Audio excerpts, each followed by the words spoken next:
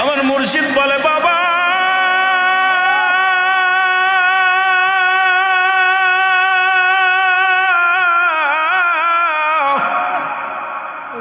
দাদা হারাইলাম আমি এতিম হই নাই রে, মা হারাইছি এতিম হই নাই, বাবা হারাইলাম এতিম হই নাই, দাদিরে হারাইলাম এতিম হই নাই। যেদিন আমার মুর্শিদ, যেদিন আমি আমার পীরকে হারাইলাম, সেই দিন থেকে আমি সব হারাইয়া ফেলেছি রে। সেদিন থেকে পৃথিবীর মধ্যে আমি এতিম হয়ে গেছি। জোরে জোরে চিল্লায় বলা যাবে না আল্লাহু আকবার। জাকের ভাইরা, কথাগুলো বলার পিছে যদি কারণ না থাকে, আমি আজকে এই জন্য বলি, তরিকাতের মাহফিল হয়তো সময় পাবো না শেষে কথা বলতে, আমি শুরু থেকেই কথাগুলো বলে যাই। জাকের ভাইরা, হুজুর বললেন সবাই যখন বিদায় হয়ে গেল, আমার বাগের যত সম্পত্তি ছিল সব বিক্রি করলাম, বাড়ি আসিয়া আমার ভাগের জমা জমি যা কিছু ছিল সব কিছু বিক্রি করে দিলাম। বিক্রি করিয়া দিয়া আপন মুর্শিদের চরণে রাখলাম। আপনার দাদুপি আমার পীর কেবলা বললেন, বাবা হাসমতুল্লাহ, নাম বলি না, যদিও পীরের নামটা আমরা আদবের ক্ষেত্রে নামটা বলি না, অনেক সময় বলি আমার পীর বলতেন বড় মাওলানা, আমার হুজুরকে বড় মাওলানা বলে ডাকতেন। তখন যত খাদেম সাহেব ছিলেন, যত খেলাফত পেয়েছেন, আমার পীরের নামটা পর্যন্ত দাদু পীর ধরেন নাই। মাঝে মাঝে যদিও ডাকতেন, বলতেন না বাবা আমার বড় মাওলানা কই, কারণ আমার পীরকে কত ভালোবাসতেন, এই ভালোবাসার কোনো তুলনা হয় না। জোরে বলেন ঠিক কিনা? যেমন আমি আমার পীর কিবলা জানকে শুনেছি, আমার নসু বাইরে ডাকতেন নসু পাগলা, কই একটা উপাধি দিছে পাগলা উপাধি। সে কিসের পাগল? আপন মুর্শিদের পাগল।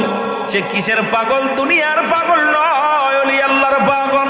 সে দুনিয়ার কোনো পাগল নয়, আমার পীর কেবলা জানের পাগল, তরিকাতের পাগল, মদিনাওয়ালার পাগল, আল্লাহর পাগল। এই পাগলদের সঙ্গে পাগলামি করো না। এই পাগলগুলো দুনিয়ার মুখাফেক্কি নয়, এই পাগলগুলো স্বয়ং মদিনাওয়ালা আল্লাহর ফোলা মুখাফেক্কি। জোরে জোরে চিল্লায় বলা যাবে না ঠিক কিনা? তোরে ভালো লাগে তাই তো ভালোবাসি, বারে বারে ও প্রিয় ছুটে আসি। তোরে ভালো লাগে তাই তো ভালোবাসি, দয়াল বারে বারে তাই তো ছুটে। দেখিতে তোমার ওই সাত মুখানি, যাবে সকল দুঃখ চলে এ আমারি। দেখিলে ওই নূরের চাঁদের মুখখানি, যাবে সকল দুঃখ যে আমার চলি। তোরে ভালো লাগে তাই তো ভালোবাসি, তোরে ভালো তাই তো ভালোবাসি, তাই তো বারে বারে প্রিয় ছুটে আসি। তাই তো বারে বারে প্রিয় ছুটে আসি। আল্লাহুম্মা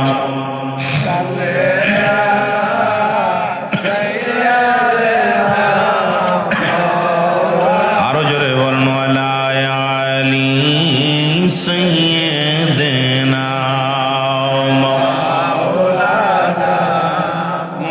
হুজুর বললেন আমি আমার পীরের দরবারে সব কিছু নিয়ে দিলাম রে, কিন্তু আমার পীরের দরবারে 40টা বছর কাটাইলাম। সবচেয়ে বেশি কষ্ট দেয় আমারে, সবচেয়ে বেশি কষ্টের কাজ করি আমি। দরবার শরীফে সবচেয়ে কম খাবার দেয় আমারে, কষ্টটা করি আমি, খাবার দেয় অন্য লোকের। এত কষ্ট দেয় বাবারে, সকালবেলা সামান্য খাবার, রাত্রেবেলা সামান্য খাবার, যা খেয়ে আমার পেট ভরত না, সকালে খানা খেয়ে পেট ভরত না, রাতে যেটা দিত এটাও পেট ভরত না, তবু আমার পীরের কদম আমি সারি না। এত কষ্ট করে, এত সাধনা করে আমি কাটাইলাম দীর্ঘ আমার পীরের কদমে। হঠাৎ পীর আমাকে হুকুম দিলেন, আসলাম আমি আত্মশ্রী জমিনে। জোরে বলো মারহাবা, একটু জোরে বলো। ভাগ্য গুণে পাইলাম আত্মশ্রী জমিন। ভালো করে শুনবেন বাবা, কিবলা জানের মুখের বাণী বলতেছি, আমার কোনো বানোয়াট গল্প না। হুজুরের মুখের বাণীগুলো আপনাদের শোনাইতেছি, কারণ ছোট্টবেলা থেকে আমি পীরের কদমে, যদিও সঠিকভাবে সব বলার সম্ভাবনা নয়, কারণ মায়ের পেট থেকে পড়েই দরবার শরীফে ক্লাস 1 থেকে লেখাপড়া করলাম বিশ্ব জাকের মঞ্জিলে, ওখান থেকে কামেল কমপ্লিট করলাম। ছোট্টবেলা হুজুরের কদম পাইলাম, তবে আগে জানতাম না দয়াল আমাদের ফাঁকি দিয়ে চলে যাবে। আগে যদি জানতাম দয়ালের চরণে লুটায়া বেশি করে পড়তাম। বুঝতে পারি না, যখন বোঝা শিখলাম তখন আর দয়াল রে পাইলাম না। কারণ এখন যদি পাইতাম রে দয়াল, ঘর চাইতাম না, বাড়ি চাইতাম না, স্ত্রী পুত্র পরিজন চাইতাম না, চাইতাম তোমার নূরের কদম খানা। জোরে বলেন ঠিক কিনা?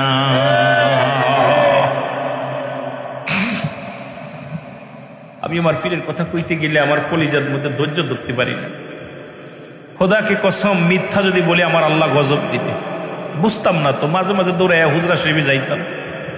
হুজুর বইয়া থাকতো, মানুষ দেখতাম, এই মানুষগুলো কাতারে কাতারে দাঁড়াইয়া দাঁড়াইয়া হুজুরের কাছে নালিশ দিতাম। আমরা তো বুঝতাম না, দৌড়াই গেছি, বেয়াদবি করছি, ধাক্কা ধাক্কি করে ভিতরে ঢুকছি, আবার চলে আসছি। কিন্তু এখন বুঝি যে পীর কি রত্ন, এখন বুঝি, আগে বুঝতাম। এই জন্য হুজুর একটা কথা বলছে, বাবা বুঝবেন, যখন আমি থাকবো না তখন কত মানুষ মাথা ঠুকাইবে, ওয়ালের সঙ্গে মাথা ঠুকায় ঠুকায় কানবে। আরে এমন দরবার, যে দরবারে আমার সবচেয়ে বড় আনন্দ লাগে। বিশ্ববাসী শোন, বিশ্ববাসীকে জানাই দিয়ে যে আমি গুনাহগার। পৃথিবীর মধ্যে যত পীর ইন্তেকাল করছে ওই বাউন্ডারি পর্যন্ত সীমাবদ্ধ, কিন্তু আমার পীরকে আল্লাহ এত বড় নিয়ামত দিয়েছিলেন মদিনাওয়ালার খাতিরে। যে নিয়ামত আমার পীর কেবলা জান, ইন্তেকালের আগে যত মুরিদ ছিল, ইন্তেকালের পরে 10 গুণ মুরিদ বাড়ছে। যেটা বলেন ঠিক কিনা? সব দরবারে মুরিদ কমে যায়, পীর মরে যাওয়ার পর মুরিদের সংখ্যা কমে যায়, দিন দিন ভাটা পড়ে যায়। আর এমন একটা দরবার যে দরবারে মুরিদের জোয়ার বইতেছে। জোরে বলেন ঠিক কিনা? আমার মুখের কথা না, পীর কেবলা জানের কথা। বাবা এমন একটা দিন আসবে, বাদ ভাঙ্গা জোয়ারের মতো ঢুকবে মানুষ। আমার কথা আল্লাহর কসম। এই যে ভাগাভাগি হয়ে গেল, অনেকেই মনে করছে দরবার শরীফে লোক ধরবে না। ভাই, ভাগাভাগি হওয়া পরও অনেকের মনে দাদা ছিল যে আমরা কি অবস্থায় চলবো, কি অবস্থা। দরবার শরীফে লোক কমছে না বাড়ছে?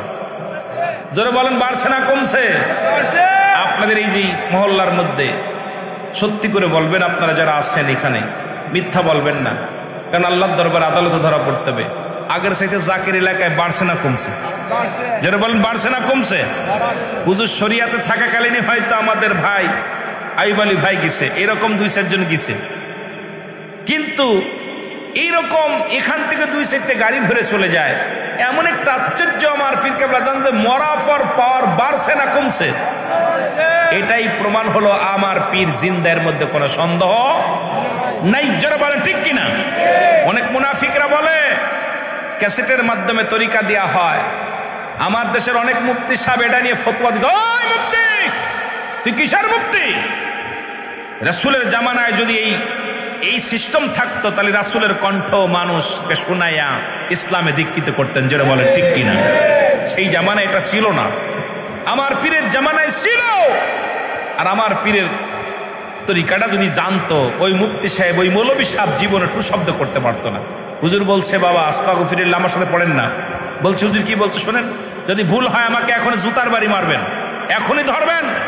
যদি ভুল হয় বলুন, সিদ্দিকী সাহেব আপনি ভুল বলছেন। আমার পীরের কাছে গেলে বায়াত দিছে কেমনে?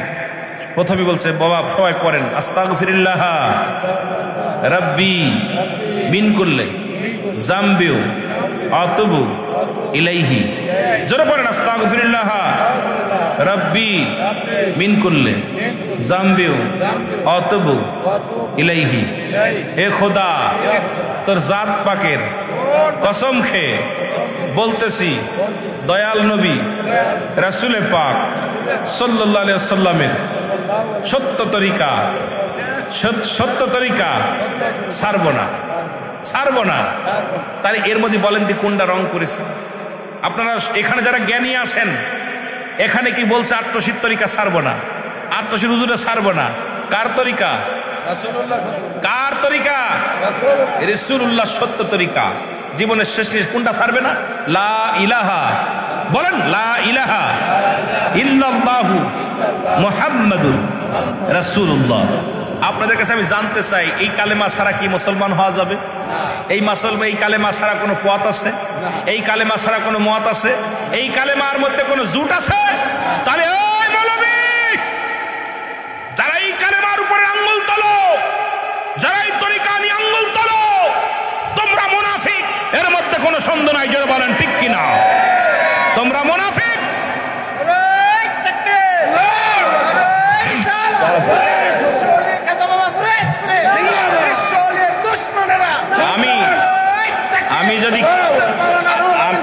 আমি যে কথাগুলো বলছি, এখানে যারা জ্ঞানী গুণী আছেন, আমার পীর ঠিক এইভাবে দেয়নি তরিকা।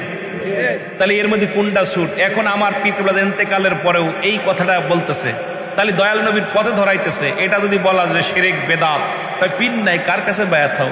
আরে বেটা, হুজুর বলছে বাবা আমি যখন থাকবো না, আমার জবানের সঙ্গে যারা জবান মিলায়া তরিকা গ্রহণ করবে তারাও আমার মুরিদ হিসেবে গণ্য হবে। সুবহানাল্লাহ বলেন না? আরো জোরে বলেন। আর এইটা যদি না মানেন, ওলিদের কাছে আসে ইলহাম, নবীদের কাছে আসে ওহী। যারা এটা অস্বীকার করে সে তো 1 নম্বর মুনাফিক। জোরে বলেন ঠিক কিনা? নবীদের কাছে কি আসে? জোরে বলেন না, কি আসে? ইলহাম। ওলিদের কাছে কি আসে? ইলহাম। নবীদের কাছে ওহী। এই দুইটা স্বীকার করেন কে কে? একটু হাত তোলেন। আমিন বলেন, আমিন বলেন। আমার দেশে ওই কাগজের কিতাব পইরা, প্ল্যাটফর্ম দইরা মৌলবী সাবরা এখন দান্দাবাজি শুরু করেছে। তবে সবাই নয়, কিছু আছে। জোরে বলেন ঠিক কিনা? আরো জোরে বলেন ঠিক কিনা? কেবলা জান হুজুর বললেন বাবা, খুব খেয়াল করবেন, হুজুর বললেন বাবা আমি আট্টশের জমিনে আসলাম, তরিকা প্রচার শুরু করে দিলাম। হুজুরের হুকুমে আমি আইলাম, হুজুর আমাকে পাঠিয়ে দিলেন ও জায়গা পাড়ায় একটা, যেখানে কোনো মসজিদ নাই, যেখানে কোনো মাদ্রাসা নাই, যেখানে মন্দির আর মন্দির, যেখানে বাবু বাড়ি, যে জমিনের মধ্যে আল্লাহ বলা মানুষের অভাব, যে জমিনের মধ্যে আমি আসিয়া একটা দিন একটা রাত শুধু অজার নয়নে কেঁদেছি আর বলছি, মুর্শিদ তুমি আমার কোথায় পাঠাইলা? আমি কার কাছে কালেমার দাওয়াত দিব? তুমি আমার কোথায় পাঠাইলা? যে জমিনের মধ্যে যেদিকে তাকায় কোনো মুসলমান পাই না, মন্দির শুধু পায়, এই কোন জমিনের মধ্যে তুমি আমারে পাঠাইলা? আমি রাত্রে একবার ঘুমাইলাম রে, আমি রাতের ইশার সালাত আদায় করে দুরূদ শরীফ পড়িয়া যখন বিছনায় ঘুমাইলাম, আপন মুর্শিদ আমার মাথার মধ্যে হাত বুলাইয়া দেখায়, বাবা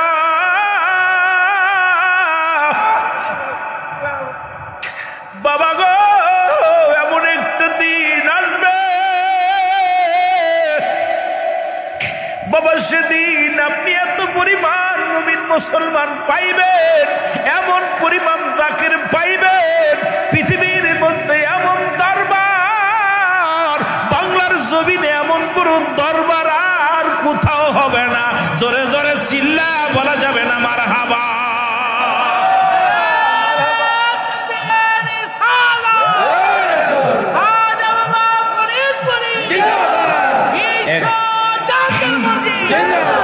এক নম্বর মক্কা, 2 নম্বর মদিনা, 3 নম্বর বাংলাদেশের মধ্যে বিশ্ব জাকির মঞ্জিল।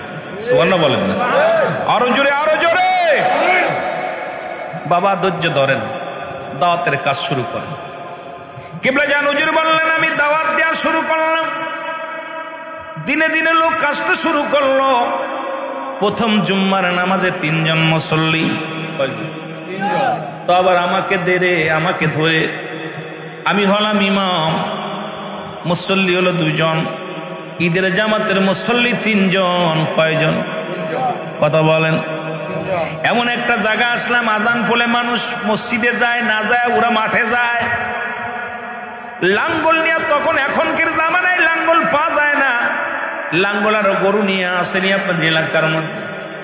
লাঙ্গল আর হাল বায়, যেটা গরুর গায়ে গরু, 2টা গরু দিয়ে লাঙ্গল হাল বইতেন। হুজুর বলেন বাবা কষ্ট পাই না, মসজিদে আজান হয় আর মানুষ মাঠের দিকে রওনা হয়ে যায়, দাবিত হয়ে যায়।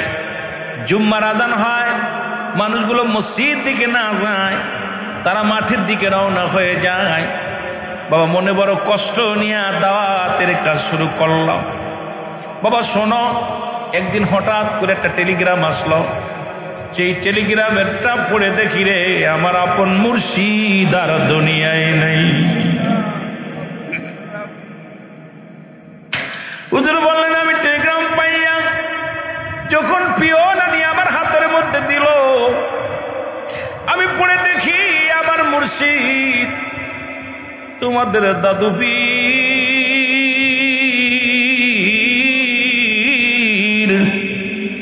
আমার মুর্শিদ কিবলা আমার এতিম বানায় দারুল বাকায় চলে গেছে। বাবা আমি একটা দিন নাই, 2টা দিন নাই, 40 দিন অনাহারে আপন মুর্শিদ খারা সহ্য করতে পারি নাই। 40 দিন খানা ছেড়ে দিলাম। আমার তখন আর বাঁচার মনে শখ ছিল না। আজকে আমি নসুবাইকে পাইয়া কথাগুলো এই জন্যে বলতেছি, অনেক পুরন জাকের বাইরে আছেন, কথাগুলো বলতেছি কারণ কথাগুলো বলার প্রয়োজন, জানার প্রয়োজন। হুজুর বললেন বাবা আমার মুর্শিদ যেদিন বিদায় হয়ে গেল, আমার মন বলে আমি আর বেঁচে থাকবো না, বেঁচে লাভ কি রে? আমি দুনিয়ার মধ্যে বাবা হারাইলাম, এতিম হই নাই রে, মা হারাইলাম, এতিম হই নাই, দাদা দাদি হারাইলাম, এতিম হই নাই। যখন আমার আপন মুর্শিদ দুনিয়া থেকে বিদায় নিল, তখন আমি চির এতিম হয়ে গেছি। বাবা সকালে মনে হতো রাত্রে মারা যাব, রাত্রে মনে হতো সকালে মারা যাব। আমার মন বলতো আর রাত কাটবে না, আমার মন বলতো দিন কাটবে না। এভাবে একটা দিন নয়, 2টি দিন নয়, 40টা দিন পার হয়ে গেল। আমার পীর কেবলা জান 40 এর অনুষ্ঠান হবে, আমি তোমার বড় আম্মা জানকে নিয়ে রওনা দিয়েছি। আরে আমার পীরের জবানের কথা শোনে জাকের ভাইয়েরা রে, আমার আশিক ভাইয়েরা রে। কেবলা জান হুজুর বলেন আমি উঠতে পারি না, নৌকার ভিতরে যাইয়া তোমার আম্মা জানের উরুতের উপর মাথা দিয়ে শুয়ে আছে। আমি কেমনে যাব? প্রতিদিন তো চিন্তা করতাম এই 40টা দিনের যে কোনো মুহূর্তে মারা যেতে পারি। রাত্রে মনে হতো দিনে মারা যাব, দিনে মনে হতো রাত্রে মারা যাব।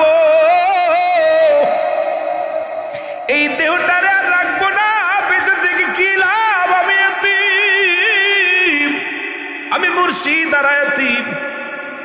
বাবা হঠাৎ করে আমি বেহুশ হয়ে গেলাম, আমার নিঃশ্বাস বন্ধ হয়ে আসতেছে, কেন যেন অস্থির হয়ে আমি বেহুশ হয়ে গেলাম। খুদাকে কসম করে বলি, ওদিন আমার পীরের দরবারে যাওয়ার জন্য 40 পালন করার জন্য আমি যখন নৌকার মধ্যে তোমার বড় আম্মাজানকে নিয়ে যখন রওনা দিছি, বাবা আমার পীর কেবলা জান মাথার মধ্যে হাত বলে আদা বলে বাবা এইভাবে না খায় না খেয়ে কঙ্কাল হয়ে যাইতেছ বাবা, তোমার মিশনের দায়িত্ব এখনো শেষ হয় না, তোমাকে যে বাঁচতে হবে, খানা খাইতে হবে বাবা। আমি তোমার হুকুম দিলাম, তোমার খানা খাইতে হবে। জোরে জোরে চিল্লায় বলা যাবে না মারহাবা। কেবলা জান হুজুর বলেন হঠাৎ করে আমি অসুস্থ হয়ে যে মনে হচ্ছে আমার সেন্স হারায় ফেলেছি। আমার ফির কেবলা জান মাথার মধ্যে হাত বোলায় দে, বাবা হাসপাতুল্লাহ তুমি খানা ছেড়ে দিচ্ছ, তোমাকে তো বাঁচতে হবে বাবা, তোমার খাইতে হবে। তখন এই অবস্থায় দরবারে গেলাম। দরবারে যাওয়ার পর আমিও খাওয়া শুরু করলাম, কিন্তু খাইতে পারি না। ওই যে 40 দিন না খেয়ে আসি, কয়টা দিন? 40টা দিন না খেয়ে আসি। আমার পীর হুকুম দিলেন খাইতে। আমি কি করলাম? খাবার শুরু করলাম। দরবারতে আসলাম। আসার পর আস্তে আস্তে আস্তে আস্তে আস্তে করে আমি খাওয়া শিখলাম। আস্তে আস্তে করে আমি খাওয়া শিখলাম, কিন্তু খাইতাম কি? হুজুর বললেন, বাবা খানা খাইতাম, কিন্তু একটু বেশি খাইলে চিন্তা করতাম 1 লোকমার বেশি যদি খাইতাম আমার মনে পড়তো। আমার পীর বলছে, বাবা আমি তোমাকে দাওয়াত দিলাম এই দুনিয়ার মধ্যে লক্ষ লক্ষ মুরিদানদের মুখে আহার দেওয়ার জন্য, তোমাকে খাওয়ার জন্য পারেনি, খাওয়ানোর জন্যে। তখন আর খাইতে পারতাম না। এই রকম করে আমার জীবনটা কাটাইছি। আমার শুধু ধ্যান ছিল, আমার শুধু জ্ঞান ছিল, আমার মন প্রাণ সব কিছু দিয়ে আমি আমার মুরিদ সন্তানদেরকে আপন করে নিছি। আমার ধ্যানের মধ্যে আমার মুরিদ, আমার ঘুমের মধ্যে আমার মুরিদ, আমার স্বপ্নের মধ্যে আমার মুরিদ, আমার বাস্তবতায় আমার মুরিদ। কারণ আমি আমার মুরিদ সন্তানের জন্য সব হারাইলাম। বাবা সেদিন থেকে আমি আমার তোমাদেরকে নিয়ে, আমার মুর্শিদ হারানোর পর আমি আমার সন্তানদেরকে নিয়ে, তোমাদেরকে নিয়ে, মানে আমাদেরকে নিয়ে, জাকেরদেরকে নিয়ে আমি যখন তোমাদের মুখের দিকে তাকাই আমি একটু শান্তি পাই। তোমাদের মুখটা যখন আমি মলিন দেখি বড় কষ্ট পাই। তোমাদের মুখে যখন হাসি দেখি আমার মনে শান্তি লাগে। বাবা আমি রাত্রে যখন ঘুমাই একটু মন চাই একটু আরাম করি, সারা দিন ভরে ইবাদত বন্দেগি করি, খোদা তাআলার ইবাদত বন্দেগি করি, মন চাই একটু ঘুমায়, বিশ্রামে যায়। যখনই বিশ্রামে যায় তখন আমার মুরিদের ওই চেহারা আমার সামনে ভেসে ওঠে। আমার কোটি কোটি মুরিদের নালিশ যতক্ষণ পর্যন্ত আমি খোদা তাআলার দরবারে পৌঁছাতে না পারি, আমি মুজাদ্দেদ ততক্ষণ পর্যন্ত বিছনায় পিঠ লাগাতে পারি না। জোরে বলা যাবে না সুবহানাল্লাহ? আরো জোরে বলেন সুবহানাল্লাহ। কত ভালোবাসো বাবা তোমার ভালোবাসা, আরো জোরে বলেন কত ভালোবাসো বাবা তোমার ভালোবাসা।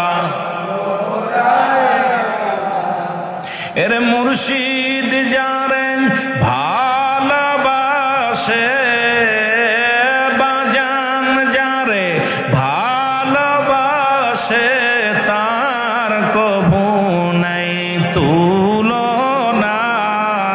কত ভালোবাসো বাবা তোমার ভালোবাসা। মুর্শিদ বলে, বাবা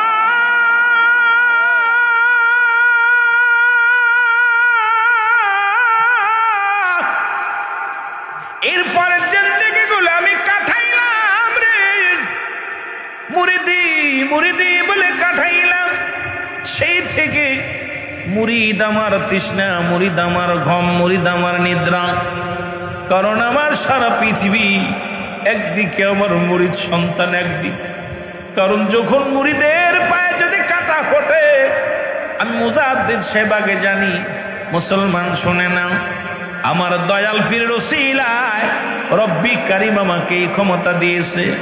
আটলান্টিক মহাসাগরের মধ্যে যদি একটা কচ্ছপ পায়টা গোড় মারে, পায়টা উল্টা পাল্টা করে সাগরের মধ্যে, এটা দেখার ক্ষমতাও রব্বুল আলামিন আমাকে দান করেছে। জোরে বলেন না সুবহানাল্লাহ? পৃথিবীর মধ্যে প্রতিটা মুরিদ সন্তানেরা আমরা বড় ভাগ্যবান, আমরা বড় ধন্য। আমি কথাটা বলার জন্য একটা হাকিকত আছে, সেটা হলো সামনে 2026 সালের মহাপবিত্র বিশ্বর শরীফ আমার মুর্শিদকে ভালোবেসে আজও যারা মুর্শিদের কদমে বায়াত গ্রহণ করার পর অনেকেই দরবার শরীফে যান না, অনেকেই দরবার মুখী হন না, অনেকেই রওজা পাকে যান না। কথাটা বলার মধ্যে একটা হিকমত ছিল, কথাটা বলার জন্য এই কারণ ছিল। কারণ আপন মুর্শিদ যদি তার পীরকে এরকম শ্রদ্ধা করতে পারে, ভালোবাসতে পারে, আমরা কেন মুরিদেরকে, আমরা কেন মুরিদ হইয়া আপন পীরের কাছে বায়াত গ্রহণ করিয়া এদিক ওদিক ঘোরাঘুরি করি? এখনো সময় আছে। আপন মুর্শিদ যেমনি তার পীরকে ভালোবেসেছে, আমরাও তেমনি ভালোবেসে দয়ালের কদমে জীবন জৈবন দিয়ে দিতে চাই কি চাই না? আর তুই যারা বলো চাই কি চাই না? চাই তো। সুতরাং মুর্শিদ কি চাইছে? পীর কেবলা যান। অনেক মৌলবীরা আবার বলবে হুজুরি শিরক করতেছে। হুজুর বলতেন, বাবা আমি তোমাদের কাছে কিচ্ছু চাই না, ধন সম্পদ টাকা পয়সা আমাকে দিতে হয় বাবা ঈমানটা দিও। সেটা কি ঈমান? সেই ঈমানটা কি? ভালোবাসা, প্রেম। বাবা মুর্শিদ পীর কোনোদিন মুরিদের কাছে কিছু চায় না। আর আমার পীর পৃথিবীর কোনো মুখাফেক্কি ছিলেন না। কেবলা জান যদি এখানে কার কাছে কি বলবো, আমার তো বড় সাক্ষী এখানে আসে। আমার পীর যদি চাইতেন সকাল বিকাল 2-4টা গরু জবাই করে বোনা করে খাইতে পারতো। পারতো কি পারতো? আরো যারা বলেন পারতো কি পারতো না? কেবলা জান হুজুর একবার অসুস্থ হইলেন, প্রচন্ড অসুস্থ হওয়ার পর ডাক্তার আনা হলো। ডাক্তার 2 ভাইজান কাঁদতেছে। হুজুর পাক তো কারোর সাথে কথা বলে না, একদম নীরবতা পালন করতেছে। হুজুর কোনো চেয়েও দেখে না, একদম সিজদার মধ্যে পড়ে ইয়া রব্বি হাবলি মুরিদি, ইয়া রব্বি হাবলি মুরিদি বলে কাঁদতেন। কেবলা জান হুজুর কারোর কথা বলে না। ডাক্তার নিয়ে এসে হাতুরের যারা এলাকার ডাক্তার ছিল, পার্সোনাল ডাক্তার, উনি আসার পর দেখছে হুজুরের রহি চলে না, রক্ত চলে না, খুব অবস্থা খারাপ। তাড়াতাড়ি বড় ডাক্তার নিয়ে আসেন। বড় ডাক্তার আইনা যে তাড়াতাড়ি ট্রিটমেন্ট করেন। উনি আসার পর বলতেছে, হ্যাঁ ভাইজান আপনার বাবার দেহের মধ্যে কোনো রোগ নাই। আল্লাহু আকবার বলেন না। কি নাই? রোগ নাই। মিয়া ভাইজান মুজাদ্দিদ সাহেব, বিজু ভাইজান মুজাদ্দিদ সাহেব হাও মাও করে কাঁদতে লাগলেন। রোগ নাই, আমার আব্বাজান কথা বলে না, আমার আব্বাজান উঠতে পারে না, আপনি বলেন কোনো রোগ নাই। উনি বললেন, ডাক্তার সাহেব বললেন, একটা কাজ করেন, আপনার আব্বার দেহের ভিতরে কোনো রোগ নাই, আপনার একটু ভালো মন্দ খাওয়াইবেন, খাওয়াইলে পরে আপনি দেখবেন আপনার বাবা সুস্থ হয়ে যাবে। কেবলা জান হুজুরের একদম গেঞ্জিটা যখন গায়ে দিতেন, আপনারা যারা দেখছেন গেঞ্জি গায়ে অবস্থায়, আপনারা অনেকে দেখতে পারেন না, এই তো ভিতরে যারা খাদেম আছেন, হয়তো আমার কপালে জুটছে অনেকবার। আমার পীর কেবলা জান হাফাতা গেঞ্জি গায়ে দেওয়া অবস্থা আমি গুনাহগারের কপালে জুটছে, আমার কপালে জুটছে। এই জন্যই যদিও আমরা বলি না দিয়ে আমার কেবলা জান হুজুর কখনো খালি গায়ে হন নাই। হাফাতা গেঞ্জি দিলে একটা সুন্নাতি গেঞ্জি, এই গেঞ্জিগুলো গায়ের মধ্যে থাকতেন। তারপর রুমাল মোবারক থাকতেন, সবসময় জন্য সে পর্দা করতেন, শরিয়াতের বিধান অনুযায়ী চলতেন আমার পীর কেবলা জান। এইবার আমার পীর কেবলা জানের কথা একটা মনে পড়ে গেল। হঠাৎ করে হুজুর পাক এরা ডাক্তারে বললেন ভালো মন্দ খাওয়াইতে। হুজুরের কাছে ভালো রান্না বান্না করে হুজুরের সামনে আনা হলো। হুজুর হাউ মাউ করে কেঁদে দিয়ে বললেন, বাবা তোমরা কিসের জন্য আনছো? তোমরা কি জানো না বাবা, আমার অধিক লক্ষ লক্ষ মুরিদ অনেকেই অনাহারে আছে, অনেকের পণ্যে কাপড় নাই, অনেকের পেটে খাবার নাই। আমি মুজাদ্দিদ সাহেব যদি খানা খেয়ে বিদায় নিয়ে যাই, কিয়ামতের ময়দানে আমি রব্বে কারিমের কাছে কি জবাব দিব? আমার মুরিদ সন্তান অনাহারে। আমার ভাই বন্ধুগণ, আমার হুজুর বললেন, বাবা হুজুর বাবা আপনি তো খুবই অসুস্থ। বলেন বাবা এই মুরিদের নালে আমার দেখতেছেন আপনার দেহখানা তো কঙ্কাল হয়ে গেছে। কেবলা জান হুজুর বললেন, বাবা আমার মুরিদানদের নালিশ শুনতে শুনতে, দুঃখে সুখে নালিশ শুনতে শুনতে আমার সোনার দেহখানা কঙ্কাল করে ফেলেছি বাবা। কারণ আমার এই যতক্ষণ পর্যন্ত খোদা তাআলার কাছে আমি আমার সন্তানদের নালিশ পৌঁছাতে না পারি, আমি মুজাদ্দিদ খানা খাই না, ঘুমাই নাই, এমন মুর্শিদ জগতের মধ্যে পাওয়া যাবে না। জোরে বলেন ঠিক কিনা? আরো জোরে বলেন ঠিক কিনা? আজকে আমরা দেখছি অনেক পীর সাহেব, আরে বাবা গার ঘুরাইতে পারে না, খায়া রাগ করবেন না। অনেক পীর সাহেব আছে গার ঘুরাইতে পারে না। অনেক পীর সাহেব আছে 1 লাখের উপরে মাহফিলে যায় না। অনেক পীর সাহেব আছে 80,000 90,000 টাকার কমে মাহফিলে যায় না। পীর সাহেব লেখছে নামের পিছে, কিন্তু মুরিদের বাড়ি যাইব কয়েক লাখ লাগবে। কয় লাখ? কথা কন না কেন? আবার মনে কিছু করেন না, অনেক পীর আছে বাড়ি বাড়ি ঘোরে, মুরিদের সংখ্যা 3 4 জন, ওই পার্সোনাল 3 জন মুরিদ হয়েছে, একজন তো তর্ক করে আরেকজন গালিগালাজ করে। জোরে বলেন ঠিক কিনা? তো এই সমস্ত পীরেরা, আপনার পীর হয়েছে নতুন পীর, নয়া পীর, এই সমস্ত পীররা মনে হচ্ছে পীরগিরি বুঝি সহজ। আরে আমার পীর তো কোনোদিন কারোর বাড়ি যায় নাই। আমার পীর কোনোদিন আপনাদের ব্রাহ্মণ বাড়ি আইছে? জোরে বলেন আইছে না সরাইলে আইছে? আমার পীর কি কোনোদিন সরাইলে আইছে? আমার পীর কোনোদিন সরাইলের জমিনে আসে নাই, ব্রাহ্মণবাড়িয়ার জমিনে আসে নাই। আমার পীর এই পৃথিবীর মধ্যে এমন একটা ফুল যার আপনারা ভ্রমর, এই ফুল ভ্রমর যায় কোথায়? ফুলের কাছে যায় কি? মধু আনতে। জোরে বলেন ঠিক কিনা? আরো জোরে বলেন ঠিক কিনা? না ময়লার পর বসে? পদ্মমধু কিসের পর বসে? মৌমাছি কিসের পর বসে? ফুলের পরে। কিসের জন্যে? মধুর সংগ্রহ করার জন্য। কিসের জন্যে? আমার পীর এমন একটা ফুল, এমন একটা মধু নিয়ে আসছে, দয়াল নবী রাসূল পাক সাল্লাল্লাহু আলাইহি সাল্লামের নূরের মধু, যে মধু মুবারক নিয়ে কেবলা জান হুজুর আটমসিদ জমিনে আসছে।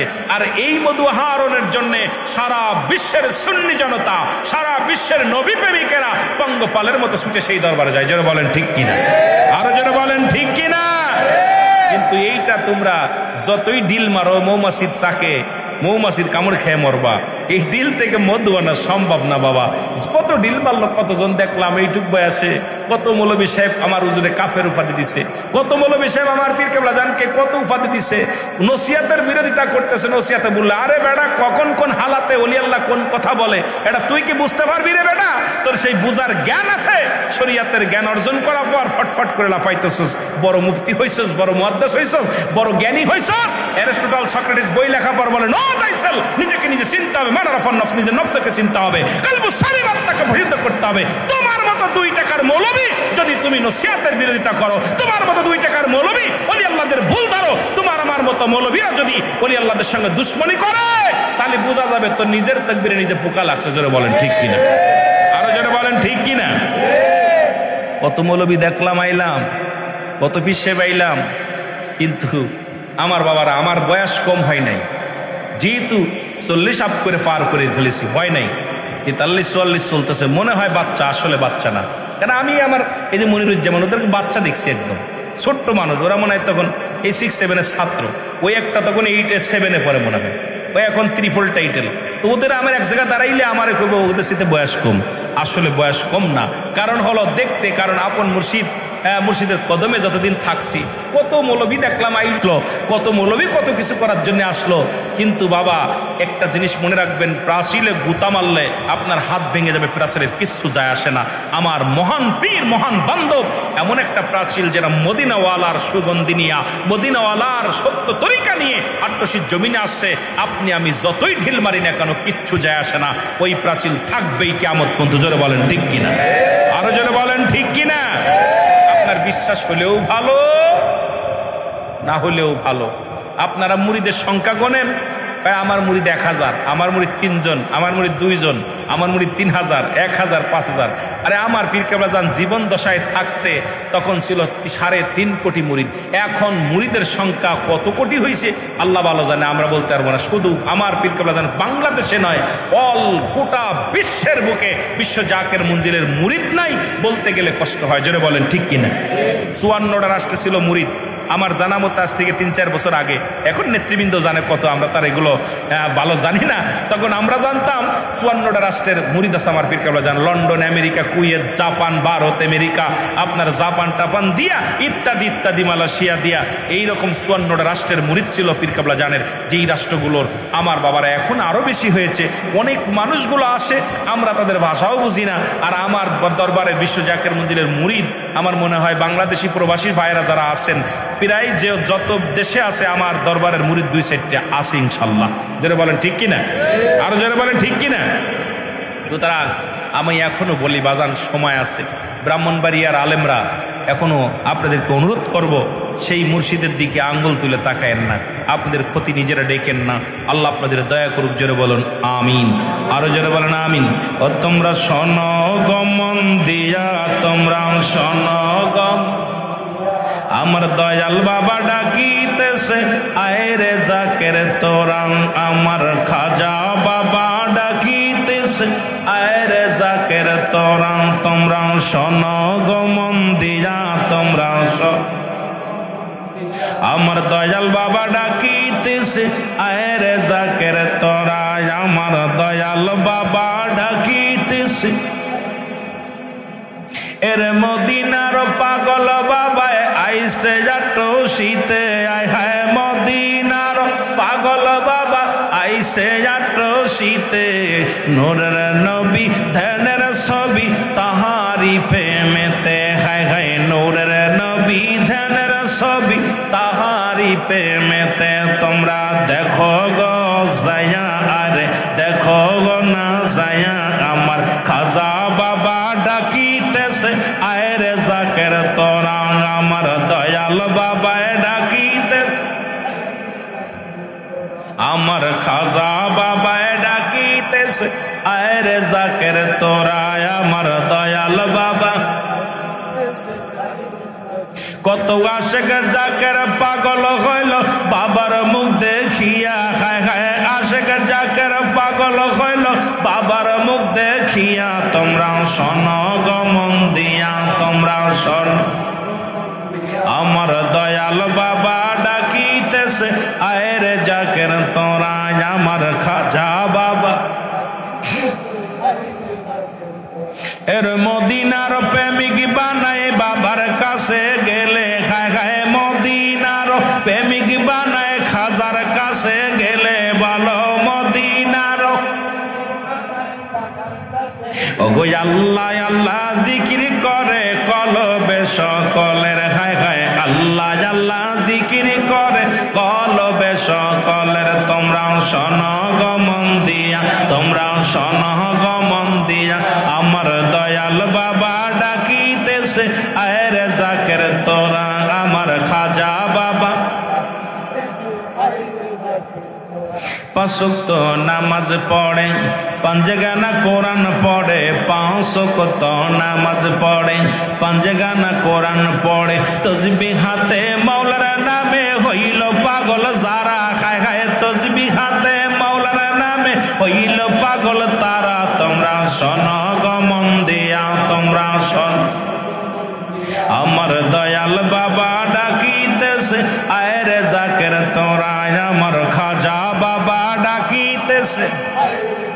তোর আল্লাহুম্মা সাল্লি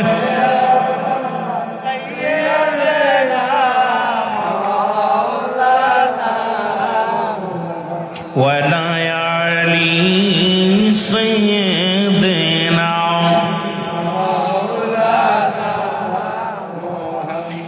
এইরকম বাবা নবীর সাহাবীরা যারা ছিলেন, যেমন পাগল ছিলেন রাসূলুল্লাহর জন্য, আশিক যারা যারা পাগল ছিল রাসূলুল্লাহর জন্য, বিশ্বলীর মুরিদ সন্তান যারা প্রকৃত মুরিদ হতে পারছে, কিবলাজানের ডাকের অপেক্ষা আছে। যে কোনো সময়ে যখন ডাক আসবে, কাশাওয়াতু জাবি জামালিহি হাসনাতু জামিআ খিসালিহি সাল্লাল্লাহু আলাইহি ওয়া আলিহি কালেমা তাওহীদ রশলিখা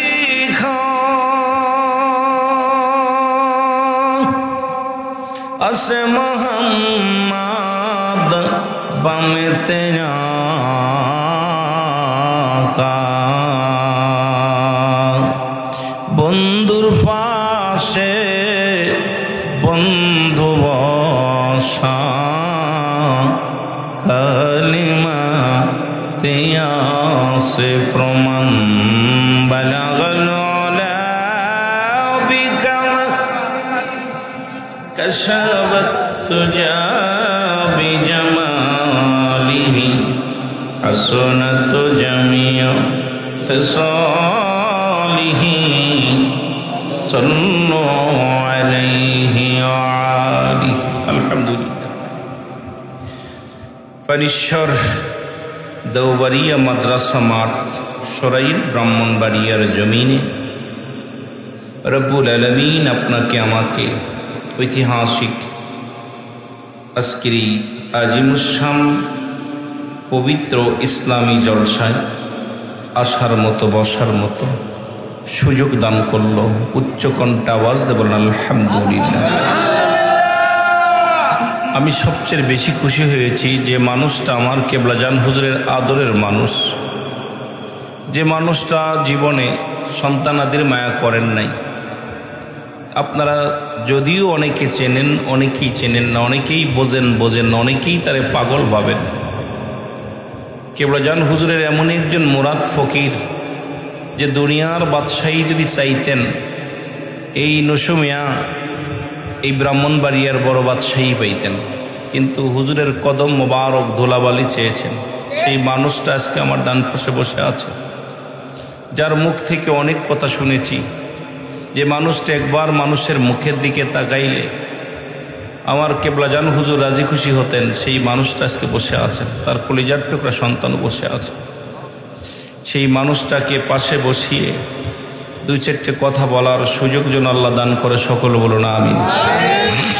এই মাহফিল থেকে সালাম ও কদম মুছি জানাই কুল কায়নাতের নবী, নবীদের নবী, রাহমাতাল লিল আলামিনের পুত পবিত্র কদম মোবারকে সালাম ও কদম মুছি জানাই বাংলাদেশের অসংখ্য হক্কানি ওলি আল্লাহদের কদম মোবারকে, যাদের কথা আল্লাহ পাক কোরআনুল কারীমের মধ্যে সূরা ইউনূসের মধ্যে 11 নম্বর পারা 62 নম্বর আয়াত, আল্লাহ নিজেই ঘোষণা করেন আল্লাহ সাবধান নিশ্চয় ইন্না উদাল্লাহি আল্লাহর তরফ থেকে যারা ওলি হয় লা নাই খৌফুন শব্দের অর্থ ভয়, অলজদ অবস্থান করে হুমদের উপরে হেজানুন তাদের কোনো চিন্তা নাই ভাবনা নাই। মেরকাত সারে মেরকাতে 10ম খণ্ড 722 নম্বর পৃষ্ঠা, তাফসীরুল বায়ান 5ম খণ্ড 524 নম্বর পৃষ্ঠা। রাসূল পাক সাল্লাল্লাহু আলাইহি ওয়াসাল্লাম বয়ান করেন আল্লাহ সাবধান নিশ্চয় আল্লাহ ইন্না উদাল্লাহি আল্লাহর তরফ থেকে যারা ওলি হয়েছে লা ইয়ামুত তাদের কোনো মৃত্যু নাই। একটু বাড়াই দেন সাউন্ডটা। সমস্ত অলি আল্লাহদের পবিত্র কদম মোবারকে জানাই সালাম। সালাম জানাই আমার জিন্দা পীর, আখিরি মুজাদ্দেদ, আখিরি ইমাম। কারণ বর্তমান অলিদের যুগ শেষ জামানার শ্রেষ্ঠ কামেল বিশ্বজাকের মঞ্জিল শাহ নকশাবন্দিয়া মুজাদ্দিদিয়া তরিকাতের খেলাফতের দরজা বন্ধ, ইমামের দরজা বন্ধ খোলা। সুবহানাল্লাহ বলেন না?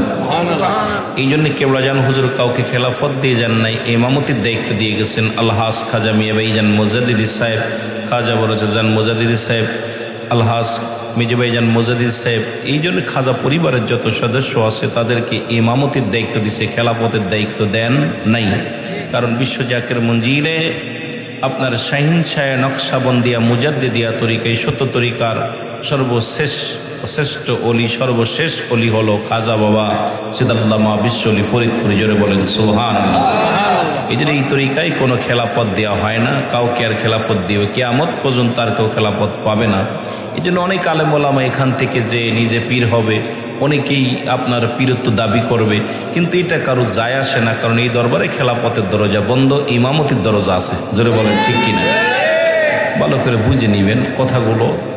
এই দরবারের সেই মহান মুর্শিদের, খাস করে সেই মহান মুর্শিদের যিনি আসছেন দুনিয়ার মধ্যে আমাদের রাহাবার হিসেবে, কর্মী গ্রুপের প্রধান, যিনি আমার শ্রদ্ধেয় আলহাজ খাজা মিয়া ভাইজান মুজাদ্দিদ সাহেব, তার পবিত্র কদম মোবারকে জানাই সালাম। সালাম জানাই আলহাজ খাজা মিয়া ভাইজান মুজাদ্দিদ সাহেব, খাজা বরসাজান, খাজা বরসাজান সকলকেই জানাই সালাম ও কদম মুসি সালাম জানাই। আজকের মাহফিলের সম্মানিত প্রধান অতিথি, অত্র ব্রাহ্মণবাড়িয়ার গৌরব, এই বঙ্গের গৌরব, ব্রাহ্মণবাড়িয়ায় শুধু নয় চট্টগ্রাম বিভাগীয় মাথা, যিনি হুজুর পাকের অতি আদরের দোলাল জনাব মোহাম্মদ নসু মিয়া, যিনি আমাদের মাঝে আসেন।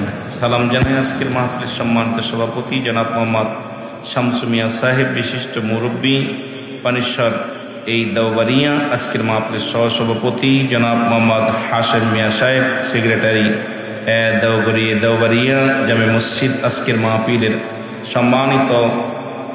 সম্মানিত পরিচালনায় যিনি আছেন, পরিচালনায় যারা তারই কলিজার টুকরা সন্তান সাইদ ইবনে নসু মিয়া, যিনি অক্লান্ত বিদেশ থেকে আসা পরই আমার ভাইজান মহোদয় তাকে এমন একটা দায়িত্ব দিছে, সাংগঠনিক বিভাগের যুব গ্রুপের সম্মানিত সভাপতি বানিয়ে দিয়েছেন। শুধু তাই নয়, আপনাদেরকে নিয়ে সদা সর্বদাই যিনি সব ছেড়ে দিয়ে বাবার মতো সত্য তরিকার দাওয়াত দিতেছেন, তিনি আজকের মাহফিল পরিচালনায় আছেন। ইন্তেজামে জনাব মোহাম্মদ আইয়ুব আলী মিয়া সাহেব, কর্মী প্রধান সরাইল থানা।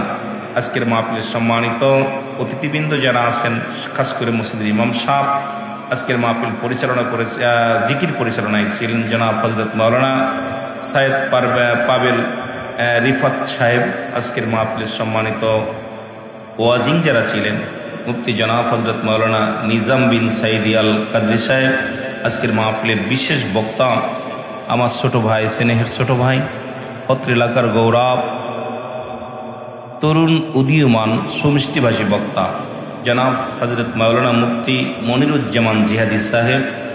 আমার সফর সঙ্গী ত্রিফল টাইটেল জনাব হযরত মাওলানা মুফতি মেহেদি হাসান সিদ্দিকী সাহেব সহ আজকের মাহফিলে দিগার উলামা ইকরাম, মসজিদের ইমাম সাহেব, মুসল্লিগণ, জাকির মঞ্জিল কর্মী গ্রুপ আয়োজিত সকল নেতৃবৃন্দ, ইউনিয়ন থেকে, থানা থেকে, ওয়ার্ড থেকে, গ্রাম থেকে যারা আসছেন, একবারই প্রত্যেকের জানাই সালাম। সালাম জানাই সামনের উপস্থিত আশিকান জাকিরান দারুপ্রাণ মুসলমান ভাই বন্ধুগণ, পর্দারের মা বোনেরা, সকল কাবার সালাম জানাই। আসসালামু আলাইকুম ওয়া রাহমাতুল্লাহি ওয়া বারাকাতুহু। যদিও আমাকে আজকে প্রধান অতিথি করেছেন, প্রধান বক্তা হওয়ার যোগ্য আমি না। বিশ্ব জাকির মঞ্জিলের সবচেয়ে নগণ্য গোলাম আমি। আকাশের নিচে এই জমিনের উপর আমার মতো নরাধন আর কেউ নাই। আমি আমার পীরের কদমে পড়ে থাকার কারণে, যেমন সৎসঙ্গে সর্বনাশ দেখছেন, একটা শেখ সাদির একটা কবিতা পড়েছিলাম যে গোবরের মধ্যে আপনার ফুল পড়েছে, আপনার পচা কাদার মধ্যে ফুল পড়েছে, গোলাপের পাপড়ি পড়েছে। তো এই পাপড়ির ঘ্রাণে এই দুর্গন্ধ কাদা সুগন্ধি হয়ে গেছে, সুবহানাল্লাহ বলেন না? তা ঠিক তদ্রূপ আমার মতো নালায়েক, আমার মতো পাপিষ্ট বান্দা, যদিও ডিগ্রি নিয়েছে, এই ডিগ্রির কোনো মূল্যায়ন নয়। এই কণ্ঠ, এই ভাষা যার ওসিলায় আজকে আল্লাহ দান করেছেন, সেই মহান মুর্শিদের দরবারে আমার মতো গোলাম চাকর হওয়ার যোগ্য না, আমার মতো গোলামের মাটি কাটার যোগ্য না, আমার মতো গোলাম যে সেই দরবারে একটু ঠাঁই পেয়েছি, দোলাবালি মাখানোর মতো একটু জায়গা পেয়েছি। আমার জীবনের সারা জিন্দেগি যদি আমি তার কদমে যদি আমি কৃতজ্ঞতা স্বীকার করি, তাও শেষ করতে পারবো না। সেই মহান মুর্শিদ ওসিলা করে আল্লাহ যেন দুই চারটে কথা বলার সুযোগ দান করে, সকল বলুন আমিন। আরো জোরে বলেন আমিন। এই দরবারে অনেক বড় আলেম আছেন, কিন্তু আমি এত বড় আলেম না। দরবার শরীফ অনেক বিজ্ঞ ওলামা ইকরাম আছে, আমি এত বড় না। আপনারা অনেকেই দেখছেন, ছোট্টবেলা দরবার শরীফ গজল গেয়েছি। 18ই ফাল্গুন দিনে বিদায় দিয়ে খাজা হুজুর, আমার মুর্শিদ আমারে বুকে নিছে, আমার মুর্শিদ আমার মাথায় হাত বোলাইছে, আমার মুর্শিদের ছোঁয়া পেয়েছি। আমি সেই রুহুল আমিন, কালো একটা ছোট্ট মানুষ, হাফ প্যান্ট পরা অবস্থায় দরবার শরীফে যখন গজল গেয়েছি, বিদায় দিয়া খাজা হুজুর জানলার পাশে বসিলেন, মুরিদের বেদনায় বসে বসে কান্দিলেন। 18ই ফাল্গুন দিনে কি ঘটাইলেন রব্বানা, কলিজা ফেটে গেল, মানে এই যে কি ঘটাইলেন রব্বানা, কেড়ে নিলেন নূরের পুতুল, কলিজা হইল পানা। হুজুর পাক নিজে বারবার ডেকে বলছে, বাবা আর একটা গজল গান। হুজুর পাক এই যে দয়া, এই যে দোয়া, এটাই আমার সবচেয়ে বড় পাওয়া। তা আপন মুর্শিদের কদম যেন জীবনের শেষ নিঃশ্বাস পর্যন্ত ছাড়ব না, কারণ প্রতিজ্ঞা করেছি আপন মুর্শিদের সাথে যেন আমি 2 নাম্বারই না করি, আপন মুর্শিদের সাথে যেন মোনাফিকি না করি। আপন মুর্শিদের সঙ্গে প্রতিজ্ঞা করেছিলাম যে বাবা জীবনের শেষ নিঃশ্বাস পর্যন্ত রাসূল পাক সাল্লাল্লাহু আলাইহি সাল্লামের সত্য তরিকা শেষ নিঃশ্বাস পর্যন্ত ছাড়ব না। অনেকেই ছেড়ে দিছে, অনেকেই হয়তো পীর হওয়ার জন্য ছাড়ছে, অনেকেই বড় নেতা হওয়ার জন্য ছাড়ছে, অনেকেই খেলাফত পাওয়ার জন্য ছাড়ছে, এটা তার ব্যক্তিগত ব্যাপার। কিন্তু আমি আমার পীরের দরবারে গোলাম হওয়ার জন্য গেছি, আমি যেন গোলাম হিসেবে থাকতে পারি। জোরে বলুন আমিন। আরো জোরে বলুন আমিন। মুহাব্বতের সঙ্গে দুরূদ শরীফ পড়ুন, আল্লাহুম্মা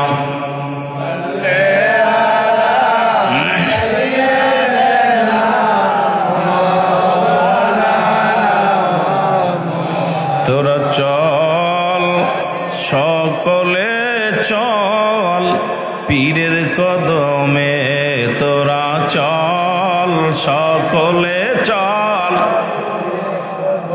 আমার দয়াল বাবায় ডাকিতেছেন মধুর বচনে, আমার খাজা বাবা এ তোরা চল সকলে চল পীরের কদমে, তোরা চল। পিত্ত সামান্য নহে নবীর নাই ভয়, পাপীদেরকে তরাইতে ভবেতে ও দায়, হায় হায় পাপীদেরকে তরাইতে ভবেতে ও দায়, তোরা চল সকলে চল বাবার কদমে, তোরা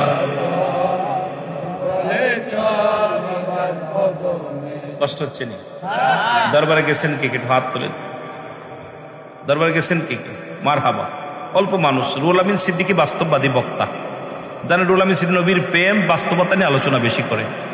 আমাকে দাবি করছে একটু পীরের সামনে আলোচনা করবেন, এই জন্য যে তরিকাতের মাহফিল, একটু পীরের সামনে আলোচনা করে আমার পীর কি ছিল একটু বলা পর হয়তো শারীরিক শরিয়াত তরিকা কথা নিয়ে আলোচনা করব। কষ্ট হবে আপনাদের? যেটা বলেন কষ্ট হবে? তোরা চল সকলে চল পীরের কদমে, তোরা চল সকলে চল পীরের কদমে। বাণীটা কার? এই বাণীটা কে বলছে? কথা বলেন নেই। আমি যে গজলটা গাছে কে গাইছে? খাজা ফরিদপুরি। সুবহানাল্লাহ বলেন না? আমার পীর বলছে এই গজলটা, আমরা বলি নাই। তোরা চল সকলে চল পীরের কদমে, তোরা চল আমার দয়াল পীরে ডাকিতেছেন, দয়াল পীরে মধুর বচনে, আমার দয়াল পীরে তোরা চল সকলে চল পীরের কদমে, তোরা চল পীর তো সামান্য নহে, নবীর নাই ভয়, পাপীদেরকে তোরাইতে ভবেতে ও দায়, তোরা চল সকলে এ দুনিয়ার মুসলমান।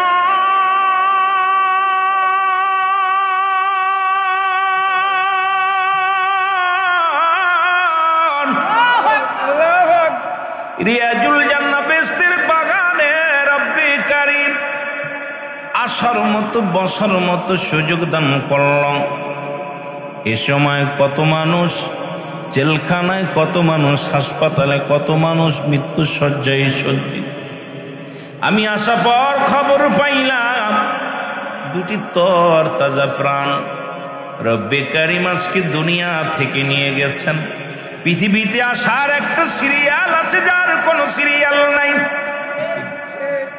কথা বলেন, পৃথিবীর মধ্যে আসার একটা সিরিয়াল আছে যার কোনো সিরিয়াল নাই।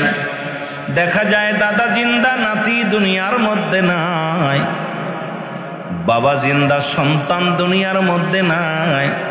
দোকানদার ভাই বড় আশা, রব্বে কারীম তার কপালে লেখে নাই। জোরে বলেন ঠিক। একজনের জানাজা শেষ, আর একজনের হয় নাই। ও মানুষ, কখন কার মালাকুল মউত আসবে? পৃথিবীর মধ্যে তিনটা বিপদ। নাম্বার 1 হলো মানুষের মরণ, নাম্বার 2 হলো কবর, নাম্বার 3 হলো কিয়ামতের ময়দান।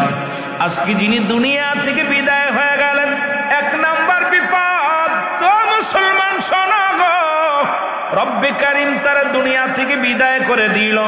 এই যে দুনিয়া থেকে বিদায়ের পরে শুরু হয়ে যাবে কিয়ামত পর্যন্ত জগৎটা, কবরের জগৎ। জোরে জোরে চিল্লায় বলা যাবে না আল্লাহু আকবার। এ বন্ধুগণ, বলে আমি আপনাদেরকে কোন কথা বলে যাই।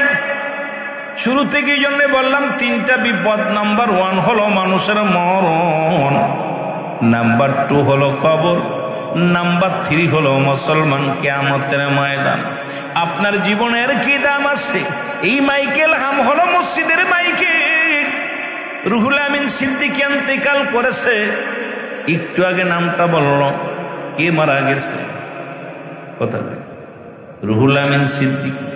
এবার বলবে মরহুমের জানাজা আগামীকাল সকাল 10টায় অনুষ্ঠিত হবে। নাম পরিবর্তন হয়ে গেছে, এর নামটা আর বলে না, রুহুল আমিন নাই, মরহুম হয়ে গেছে। ধরে বলেন ঠিক কি? আপনাদের এলাকায় বলেন নাই নসুমিয়ার আগামীকাল জানাজা হইব বলে, কত বলেন বলে। কিন্তু মরণের সংবাদটা যখন বলে, নামটা বলা হয়, জানাজা শেষে দাফন হবে, তখন নাম পরিবর্তন হয়ে যায়। এই তো দুনিয়ার নিয়ম। একটু আগে ছিলাম রুহুল আমিন, এখন হইলাম মায়েত। মায়েতের জানাজা অনুষ্ঠিত হবে সকাল 10টায়। এই তো আপনার আমার জীবনের খেলা মুসলমান। তারপরে কেন এত দুর্নীতি? তারপরে কেন এত মস্তানি? তারপরে কেন এত ধোঁকাবাজ? তারপরে কেন এত মুসলমান এত হ্যারাম দেখাও? এই দুনিয়ার ধন সম্পদ নিয়ে যাইতে পারবা না, এই দুনিয়ার কিছু নিয়ে আসি নাই, যাওয়ার সম্ভাবনা নয়। এই দুনিয়া ছেড়ে চলে যেতে হবে, মরণের চিন্তা করার দরকার আছে কি না? আর একটু জোরে বলেন, চিল্লা আছে কি না? মহব্বতের সঙ্গে দুরূদ শরীফ পড়েন। আল্লাহুম্মা বসেন ভাই, বসেন।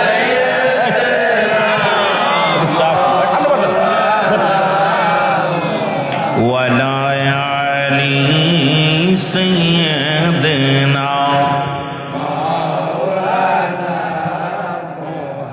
এই জন্য তরিকাতের একটা কথা বলে যে আমাদের তরিকা, কেউ বলছে সত্য তরিকা, বলতে কোনো তরিকা নাই। 4টা তরিকায় সত্য তরিকা। মুসলমান শুনে নাও, কাদরিয়া, সিস্তিয়া, নকশবন্দিয়া, মুজাদ্দিদিয়া। কয়টা তরিকা? যারা বলেন কয়টা তরিকা? একটু আগেও দেখলাম আমাদের ভিতরে এক মৌলবী সাহেব বলছে সত্য তরিকা বলতে কোনো তরিকা নাই। আরে গাদার বাচ্চা শোন, ভালো কইরা হন, কারণ 4টা তরিকার নাম হলো, সবই 4টা তরিকা সত্য তরিকা। কেবলাদান হুজুর বলছে শাইন শাহ নকশবন্দিয়া মুজাদ্দিদিয়া, এটা সত্য তরিকা না মিথ্যা তরিকা? আরো জোরে বলেন, সত্য তরিকা না মিথ্যা তরিকা? আসলে এটা বোঝে নাই। সেই তরিকা হলো ইহদিনাস সিরাতাল মুস্তাকিম, সরল সঠিক পথ। 4টা তরিকায় সরল সঠিক পথ, সত্যের সন্ধানের পথ। এই পথগুলো সত্য না মিথ্যা? এখন হুজুর তরিকা দেওয়ার সময় বলবে নাকি মিথ্যা তরিকার জীবনের শেষ পর্যন্ত ছাড়বা না। কিন্তু হুজুর বলছে জীবনের যে তরিকা আমি দিলাম সেই তরিকা হলো নকশবন্দিয়া মুজাদ্দিদিয়া তরিকা। সামনে মহাপবিত্র বিশ্ব শরীফ 2026 সালও মুসলমান শুনে নাও, সরাইলের যুবকেরা শোনো, বাড়িয়ার জমিনের যুবকেরা শোনো, দিলের কান্ডা লাগায় শোনো। আপন পীরের বয়স যখন 10 বছর হয়ে গেল, কত বছর? 10 বছর। একটু কথা না বললে নয়। লানায় খফন শব্দের অর্থ ভয়। ওরা যদি অবস্থান করে হুমদের উপরে জানুন, তাদের চিন্তা নাই ভাবনা নাই। এমন পীরের কথা বলতে যাইয়া 2-4টে কথা আমি বলে আসি, এরপরে শরীয়তের আলোচনা করবো আল্লাহ যদি বাঁচায় রাখে। তরিকাতের কথা বলবো, যুবকদের নিয়ে কথা বলবো, যদি সময় পায় মা বোনদেরকে নিয়ে কথা বলবো। রব্বে কারিম যেন বলার তৌফিক দান করে। জোরে জোরে বলো না আমিন। মহব্বতের সঙ্গে দুরূদ শরীফ পড়েন আল্লাহুম্মা সাল্লি আলা সাইয়্যিদিনা মাওলানা ওয়া আলা আলি সাইয়্যিদিনা মাওলানা। দয়াল পীর খাজা বাবা, তুমি স্বর্গ রাজ্যের ধন গো। দয়াল পীর খাজা বাবা, তুমি স্বর্গ রাজ্যের ধন, স্বর্গ রাজ্যের ধন গো বাবা, স্বর্গ রাজ্যের ধন গো বাবা, জাকেরানের জান গো। এ দয়াল পীর খাজা বাবা, তুমি স্বর্গ রাজ্যে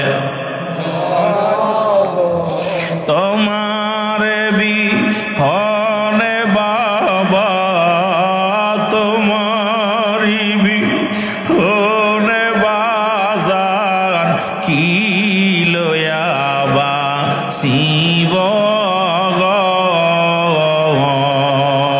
দয়াল পীর খাজা বাবা, তুমি স্বর্গ রাজ্যের,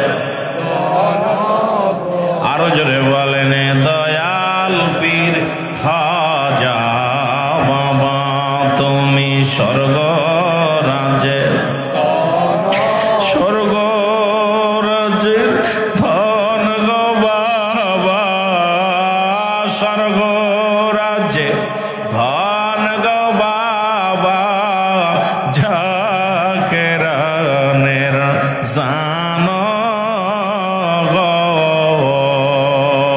দয়াল পীর খাজা বাবা, তুমি স্বর্গ। এ দুনিয়ার মুসলমান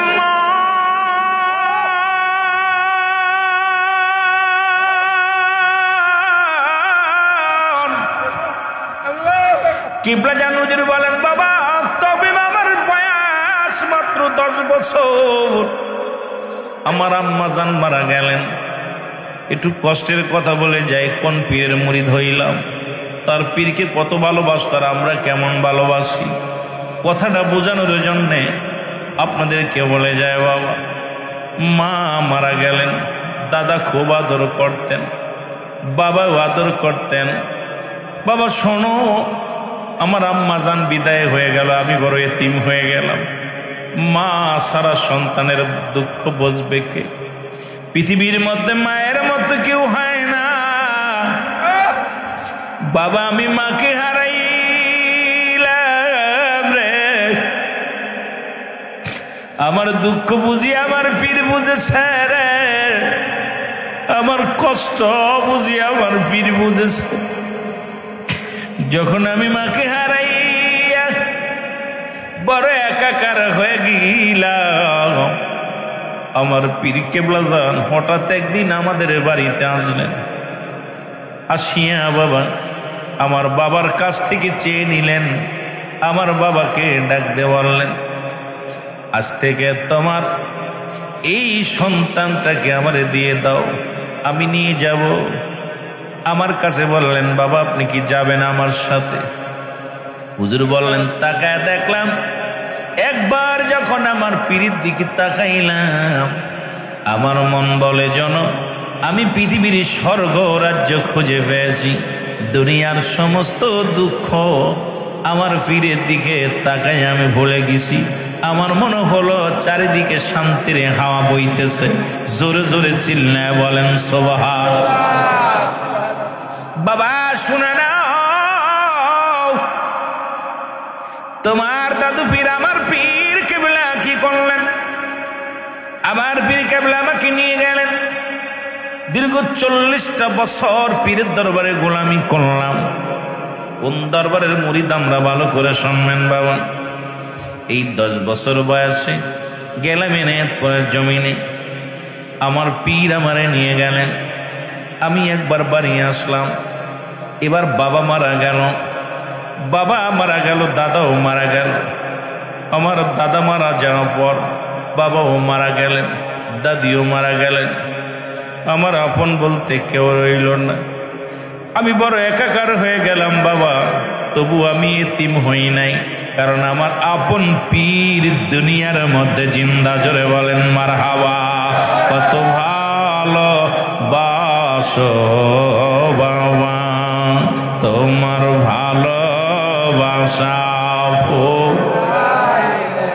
আরো জোরে বলেন, কত ভালো বাসো বাবা, তোমার ভালোবাসা দেখলে তোমার নূর সিহারা, দেখলে তোমার প্রাণে দর জমানে না। কত ভালোবাসো বাবা, তোমার ভালো। সবাই চোখের পানি ছেড়ে কান্দেন আর বলেন, কত ভালোবাসো বাবা, তোমার ভালোবাসা। আমার রাসূল যাকে ভালোবাসেন, মুর্শিদ যাকে ভালোবাসে, তার কবু নাই তুলনা। কত ভালোবাসো বান্ধব, তোমার ভালো। আরো জোরে জোরে বলেন, কত ভালোবাসো বাবা, তোমার